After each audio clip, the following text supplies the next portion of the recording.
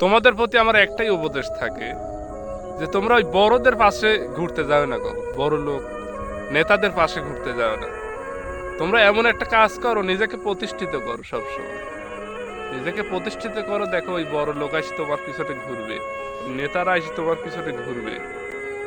আর যখন তুমি সারা জীবনই তাদের পিছনে ঘুরবে, তখন তখন তোমাকে মূল্য দেবে না, তোমার কোনো দামই থাকবে না। এই যে পাতি নেতার যেমন দাম, এখানে চর খাচ্ছে ওখানে চর খাচ্ছে, এরকম হবে। কিন্তু তুমি প্রতিষ্ঠিত করে দেখো, তো কত জায়গায় থেকে লোক আসি তোমাকে খুঁজতে লাগে। এটাই বাস্তবতা। তাই ঘোরাফেরা যাই করো, একটু ভাবি চিন্তি করো। বর্তমান যুগের অবস্থাটা অত ভালো না। সবসময় ঘুরবে, ভালো মন্দ দেখি ঘুরবে। বেশিরভাগ বড় লোকদের সাথে ঘুরতে যাবে না, তাদের অবস্থা অনেক খারাপ। তাদের পলিসি কারবারটাই অন্যরকম। হালাল হারাম তারা দেখে না। এখন তোমাদের উপদেশ তো সবসময় দিই।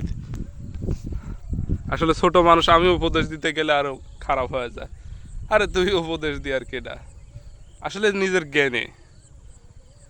জ্ঞানে একটা মানুষের সাথে যখন বন্ধুত্ব 10-12 বছরের বন্ধুত্ব ছিল, সে মানুষটা এখন বড় লোক হয়ে গেছে, চাকরিজীবী হয়ে গেছে, সে মানুষটা আর খুঁজলে না।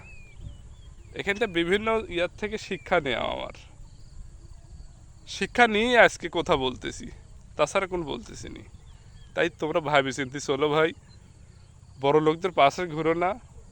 তোমার যে লেভেল, তুমি মধ্যবিত্ত হলে মধ্যবিত্তের সাথে ঘুরবে, ভালো হবে। আর না ঘুরলে সবচেয়ে ভালো। বর্তমান যুগে যদি না ঘুরো মানুষের সাথে, তাহলে ওটাই সবচেয়ে বেটার হয়।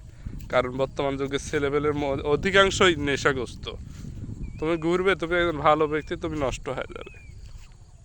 এরকম মানতে হবে কথা। প্রত্যেকটা ছেলেবেলে কোন এখন বর্তমানে নেশাগ্রস্ত হয়েছে আমাদের অঞ্চলে।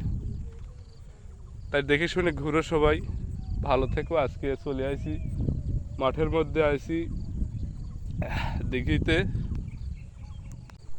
আর একটা কথা, আপনারা হয়তো ঈদের যে 10 দিনকার ছুটি পাইছিলেন, সরকারি ছুটি, সবাই গ্রামে আসছেন, বেড়াইছেন সুন্দরভাবে। আসলে গরমে আপনারা তো ঈদটা পালন করতে পারেন, আপনারা পারেন নাই। এখন আপনারা যাওয়ার সময় দেখি যাবেন গাড়ি টাড়ি, এটা দেখে শুনে একটু ঢাকার দিকে আপনি শহর অঞ্চলে যাবেন। কারণ রাস্তার পরিবেশ অত ভালো না, এটা দেখে শুনে যাওয়াটাই ভালো। সবাই দেখে শুনে যাবেন। আর পরবর্তীতে আল্লাহর রহমতে যদি সবার সাথে দেখা হয় আগামী ঈদে, রমজানে, আগামী বছরে যায়, সবার সাথে দেখা হবে ইনশাআল্লাহ। সবাই ভালো থাকবেন।